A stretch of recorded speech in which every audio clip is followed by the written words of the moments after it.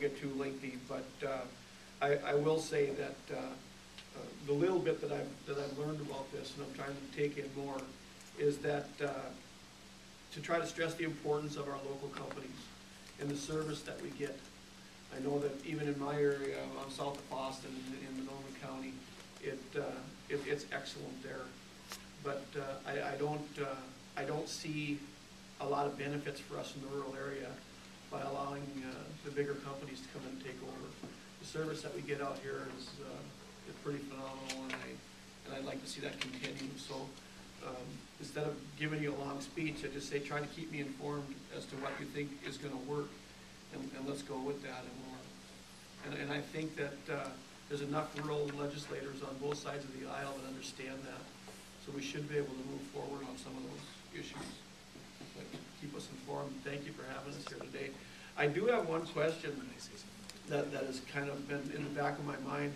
You know, we've just got the new fiber plowed into a lot of our area, and I know you guys are working on it down here. What is the half-life of that fiber? Does anyone have an estimate on that? That's very a difficult question. The reason is the technologies to develop that fiber today are 100% different than they were when they were manufactured. There's conversations about some of the fibers going cloudy after the years. We haven't seen that. I don't know, Brian, if some of your early areas, we haven't seen that. What actually is probably more of a risk is the people that are digging without the Gopher State 1 call. They cut a fiber, and not only are we paying for that locating service out of pocket to make sure people don't do that, then we're paying for the repairs in most cases if there is something out there. So every time you cut one, it's just like, you know, adding another garden hose, and by the time you get to the end, the stream isn't very strong at the end. So I'm not sure we see any kind of a life of the fiber or enough data to say that yet. But by merely the cuts and the activity in the ground is probably going to impact more than anything. And I'll tell you, some of our research that we've done, any fiber after 2000 is pretty much after they've changed the way it was manufactured, is pretty solid. And I don't think anyone knows what the actual shelf life of the fiber is going to be. The reason I ask that is because that's going to play a big role in your competitiveness going into the future.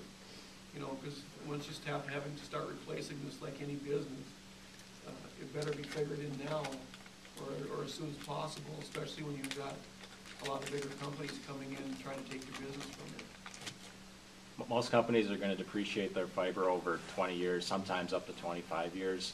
The one thing I do know is that the fiber is going to last longer than the copper that went in the ground. I mean, you're just not going to have that corrosion. But up in your area, Steve, gophers seem to like to chew on cables, and that's probably the other, besides people actually digging, but gophers will get in it and they'll chew it up.